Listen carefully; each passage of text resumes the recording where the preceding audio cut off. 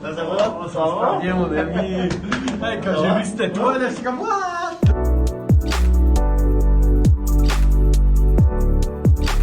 Cette semaine, un invité un peu spécial. Vous l'avez vu peut-être ici et là ces dernières années. Premier ministre du Canada, Justin Trudeau. Justin, bienvenue à Discussion de salon. Très content d'y être. Bien, on est content que tu sois là aussi. Ça fait presque une vingtaine d'années qu'on se connaît. Et tu as conservé, je te donne ça, ton enthousiasme d'antan, ta candeur, ta spontanéité, ta gentillesse.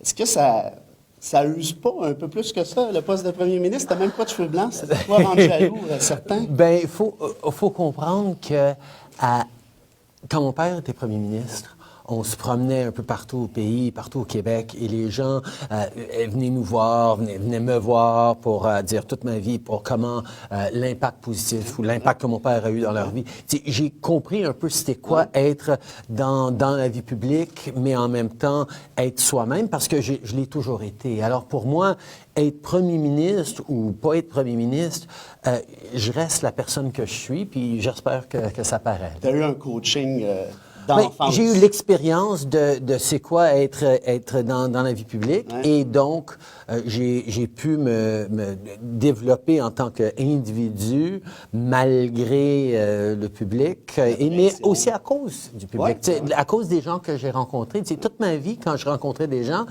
t'es le fils de l'autre. Puis là, tout à coup, non, je sais, mais on parlait pas de sport, on parlait pas de ce qui était dans les nouvelles, on parlait de notre pays, on parlait des grandes choses, on parlait de politique. Et j'ai eu, dès un jeune âge, un sens de comment les gens pensent de leur communauté, leur société, leur pays, leur avenir.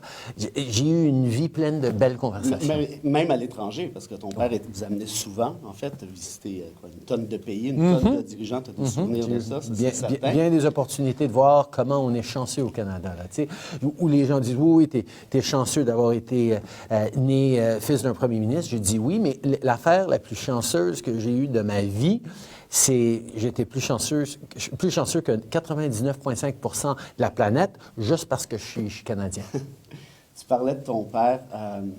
Si tu regardais encore aujourd'hui comme premier ministre, un mot qui viendrait à l'esprit, d'après toi, ce serait quoi?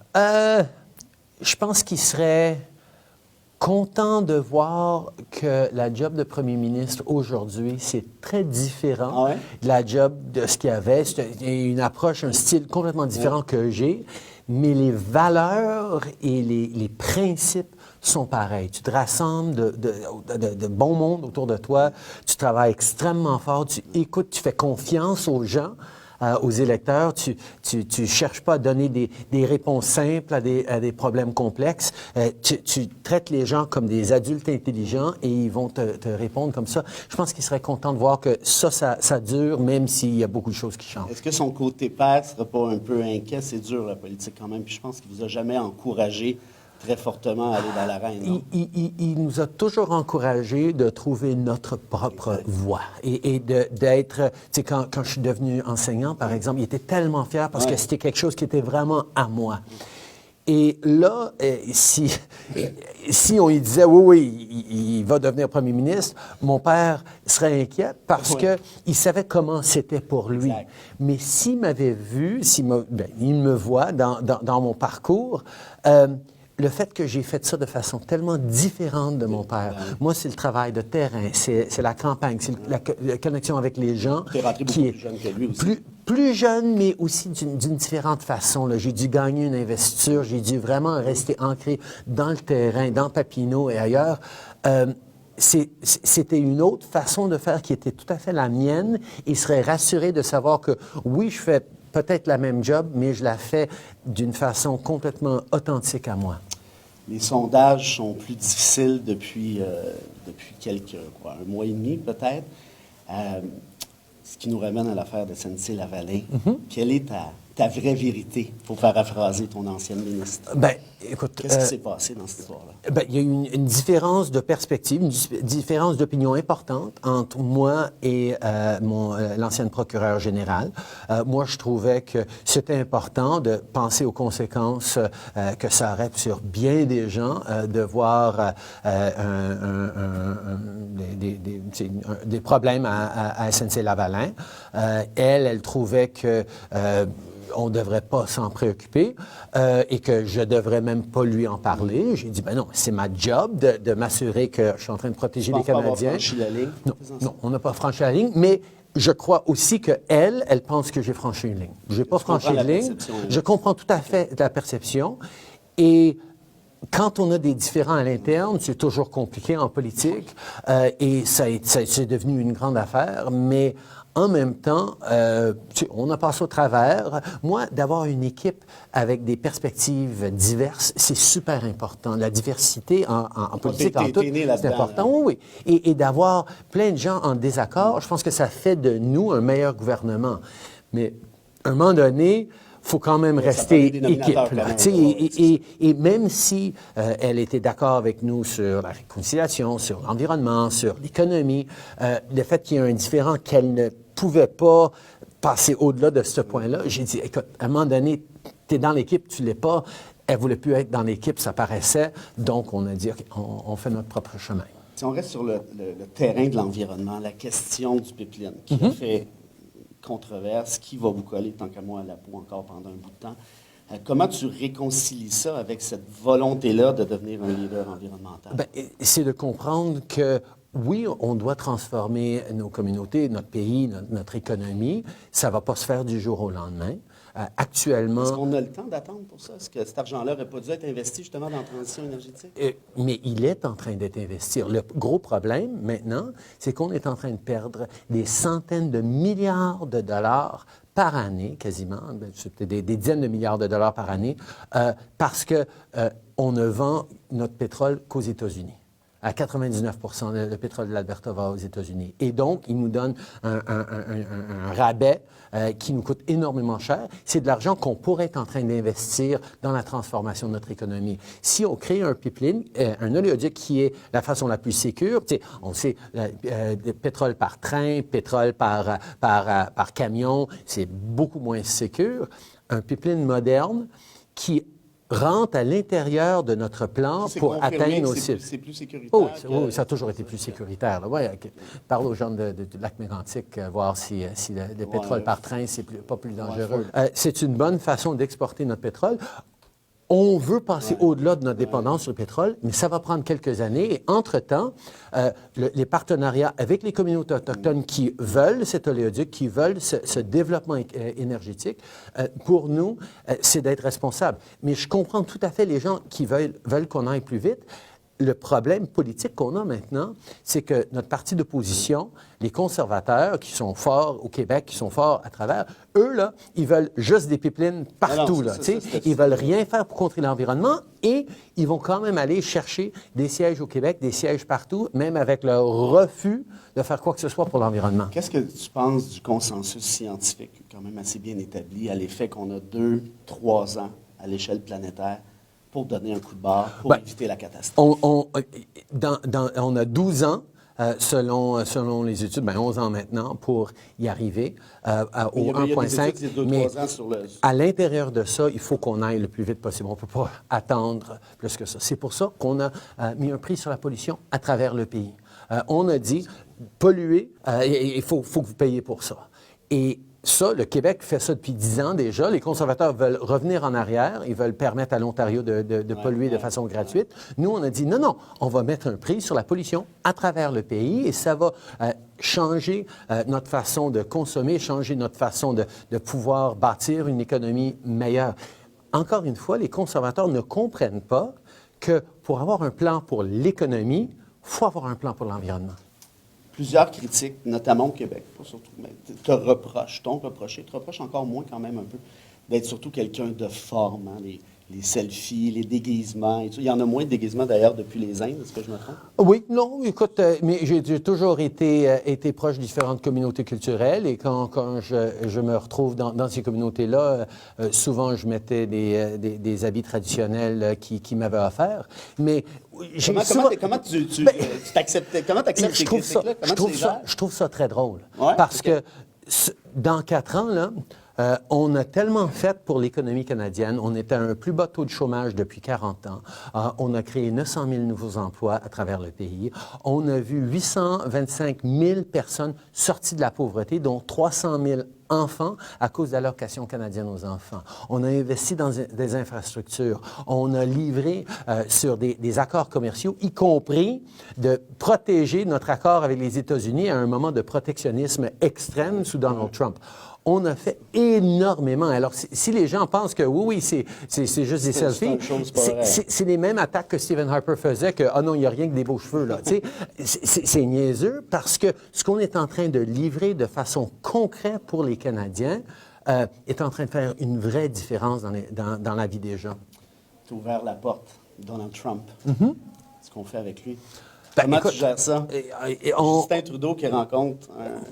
Pas créer des incidents diplomatiques au métro, mais c'est comme cas particulier. Ton père a Richard Nixon, mais je pense que c'était de la petite bière versus Trump. Écoute, c'est sûr qu'avec moi et Donald, on est en désaccord pas mal profond sur pas mal de choses, mais en même temps, on est tellement interreliés, Américains et Canadiens, dans notre économie, dans notre croissance, qu'on doit travailler ensemble. Et il y a bien des enjeux, que ce soit en termes de sécurité, de la planète, contre le terrorisme, que ce soit au niveau de la croissance économique.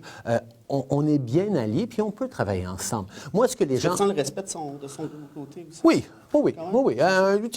C'est sûr que... C'est Trump, là. Oui, il a sa façon de faire, mais moi, les Canadiens s'attendent à 2 choses de moi. Que je continue d'être ferme sur nos valeurs, nos priorités, et que je sois pro-environnement, puis protection des LGBT, et tout ça, même si Donald ne l'est pas. Mais en même temps, que j'arrive à avoir des relations constructives et ça nous a servi pour pouvoir régler le dossier de l'ALENA. On est en train de travailler encore sur le dossier de l'aluminium et de l'acier, sur la foresterie. Ça, c'est le genre de gars qui rend nerveux quand même quand tu es premier ministre du Canada, compte tenu de son influence et tout ça. Non? Écoute, quel que soit le président américain, le premier ministre canadien va devoir essayer d'avoir de bonnes relations avec lui. Tu as eu plus de fun avec Obama. Ben, j'ai eu du fun avec Obama pendant un an. Ça n'a pas duré si longtemps. Non, mais il y avait des enjeux sur lesquels on était très bien alignés, mais il y avait d'autres enjeux sur lesquels on n'a pas pu régler l'enjeu du bois d'œuvre, par exemple. Moi, ma job, c'est de défendre les Canadiens et les intérêts des Canadiens. Lui, sa job, c'est de défendre les intérêts des Américains. Alors, on a des jobs à faire. C'est sûr que si on arrive à s'entendre de façon cordiale, humaine, c'est bon pour les relations, mais lui va faire des choix pour lui, moi je vais faire des choix pour moi, et on va pouvoir, je vais pouvoir continuer de défendre les Américains, les intérêts des Canadiens contre les Américains. 2 dernières questions. Il y a une tendance très nette, je pense que tu vas être d'accord avec moi, du moins tu le diras, vers un populiste de droite qui est en train de gangréner l'Occident. Je pense que c'est assez clair, on le voit en Europe. On le voit au Brésil, on le voit un peu partout. Il y a une tendance très forte, pratiquement, je dirais peut-être pas irréversible pour tout de suite, mais qui est ultra puissante. On a vu avec Merkel en Allemagne ce qui s'est produit. Est-ce que tu ne crains pas d'être un peu la victime de cette tendance-là aux prochaines élections? Bien, c'est que, si on comprend la tendance, là, c'est basé énormément sur de l'anxiété. Les gens voient les transformations de l'économie, voient la technologie venir, voient l'immigration, voient des échanges commerciaux avec plus de pays, des emplois qui disparaissent et se sentent extrêmement anxieux. Les populistes, surtout de droite, offrent des solutions simples. Dire, OK, je vais tout régler ça, on va retourner en arrière, on va faire comme c'était avant. Make America Great Again, là, tu sais. Et ne vous inquiétez pas, je vais tout régler parce que je suis fort. Comment on lutte contre ça? Bien, attends, c'est qu'il prend un peu les gens pour des nonos. Ils essayent de proposer qu'il y a des solutions simplistes à des problèmes complexes. Et il a passé en 2015. On voit que Stephen Harper essayait de miser sur la peur, sur l'islamophobie, sur plein de choses pour essayer de diviser les gens. Et on a dit non, on a un plan pour alléger les inquiétudes. On a un plan pour bâtir des solutions qui vont fonctionner pour les gens. Et depuis 4 ans, on a pu démontrer ça, que ce soit les gens sortis de la pauvreté, que ce soit la croissance économique, que ce soit notre santé fiscale, que ce soit les échanges commerciaux. Le Canada va bien à cause de décisions responsables qu'on a prises. C'est sûr qu'il faut connecter avec les gens, mais il faut contrer cette approche basée sur la peur et l'ignorance des gens. Mais moi, j'ai été prof pendant longtemps et je le sais, si tu t'attends à très peu de tes étudiants, tu vas recevoir très peu. Mais si tu te dis, OK, je vais leur donner l'opportunité, je vais les traiter comme des êtres intelligents qui vont pouvoir répondre à ce que je fais, ça va fonctionner, puis c'est pareil en politique. Dernière question. Il y a 7 provinces actuellement qui sont devenues conservatrices, qui ont voté conservateur depuis ton mandat. Au Québec, on ne sait pas trop si la CAQ est si conservatrice que ça, mais en tout cas, on verra bien. Mais il y a nécessairement un projet de loi qui est discutable et ultra controversé, c'est le projet de loi 21 sur ce qu'on appelle la laïcité.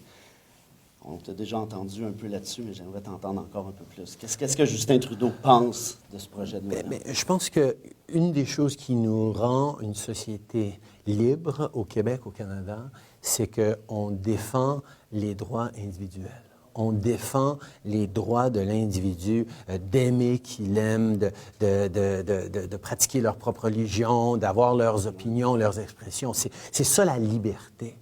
Et je trouve que cette loi qui légitimise la discrimination contre les citoyens, parce qu'on comprend, ça commence avec l'État, mais là, si les entreprises voient que tu peux discriminer contre quelqu'un à cause de sa religion, que c'est accepté par l'État, ils vont faire ça. Ça va créer une discrimination et on ne peut pas prétendre qu'on est une société libre si on n'est pas en train de défendre les droits de tout le monde.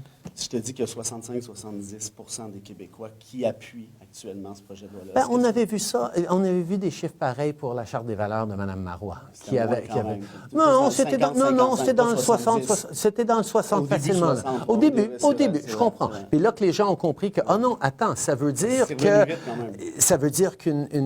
quelqu'un qui est immigrante pourrait perdre sa job avec cette Charte des valeurs. Les gens étaient moins intéressés. Et je pense qu'on va voir comment le débat va se dérouler au Québec. J'ai confiance dans les Québécois, j'ai confiance... Est-ce que tu vas intervenir dans ce débat-là? Écoute, on va voir ce que les Québécois vont faire, mais j'ai énormément confiance dans les Québécois. Justin, c'est un plaisir de te recevoir. Écoute, il reste 4 mois avant l'élection, 4-5 mois maximum. Tu es encore au gouvernement, tu auras peut-être un deuxième mandat. Dans l'intervalle, suivons ce que dit Harrison Ford, go l'environnement pour nos enfants, pour tout le monde. Je pense que tu peux être un leader occidental là-dessus. Soit les pouvoirs, tu aurais l'appui de la population aussi. On te fait confiance à 100%. Si on veut poursuivre dans les Sunny Ways. Sunny Ways, on reste positif. On propose aux gens, on rassemble les gens, on ne cherche pas à faire peur, on ne cherche pas à diviser, mais on agit pour l'avenir, pour les générations futures. Un grand plaisir, mon ami. Tu reviens quand tu veux. Merci, Fred. Salut tout le monde. Justin Trudeau, premier ministre du Canada. À bientôt.